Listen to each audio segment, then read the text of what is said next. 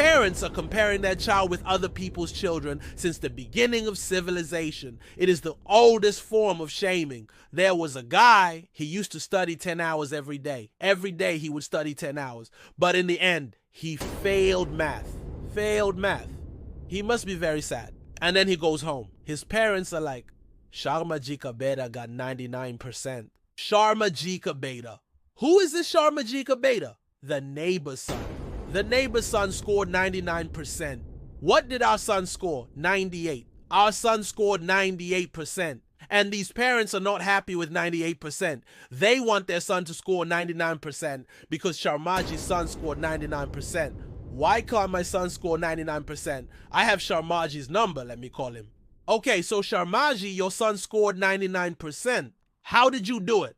We don't know how he did it, but we know how our son failed. He was studying, but he was studying with some bad people. You see, if your friends are engineers, you will be an engineer. If your friends are doctors, you will be a doctor. If your friends are criminals, you will be a criminal. If your friends are average, you will be average. You cannot be an outlier if your friends are outliers. The biggest problem with Indian parents is that they compare their children with the wrong people. If you want to compare your children, compare them with the Joneses next door. Their son got 36 C's in 40 weeks. Our daughter got 34 C's in 40 weeks. She's doing great. See, nobody cares about your 99 percentile. No one cares. You have to prove yourself every day at work. You have to prove yourself every day to your boss. So why should you care about someone else's 99 percentile? And especially your neighbor's 99 percentile. Why do parents care about their children being the first in line? I'll tell you why. Because when they were young, they were told by their parents, you have to be first in line. You have to be first. And that's what they do. They pass on the baton of competition to the next generation. And the next generation runs the rat race just to win the race of their parents. I hope you remember this scene from Three Idiots. Amir Khan is trying to tell his friend's father that his son is more talented in music. In fact, he's a much better musician than an engineer. But the father says music is a waste. Music will not get you anywhere in life. Then he takes Amir Khan aside and tells him, you know, Amir, we want our children to become engineers, doctors, and toppers. It's not about the child. It's about us. When we were young, we had dreams, big dreams. But we never pursued those dreams, so now we want our children to fulfill all the dreams that we could not fulfill. You know, there's nothing wrong with being the best. Everyone wants to be the best. But sometimes you have to lose sight of the rear view mirror and focus on the road ahead. And if you keep looking at the rear view mirror, you will never see what's in front of you. I know a topper who scored 95%. And after 2 years of coaching, she scored 99%. And now she's an NRL. She settled abroad. She works in Google. Does her parents talk about it? No.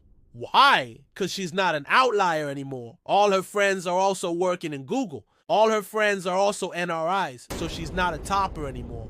She's just another ordinary Google employee. When my son was in 8th standard, he came back from school and threw his report card on the table. I opened it and saw that he had scored good marks in all the subjects except math. I was very angry. I mean, I wasn't angry at him. I was angry at the teacher because I thought the teacher must have taught him wrong. Then I called his teacher and asked her, see, I know you have taught him well. There must be some problem with my son. Can you tell me what exactly is wrong with him?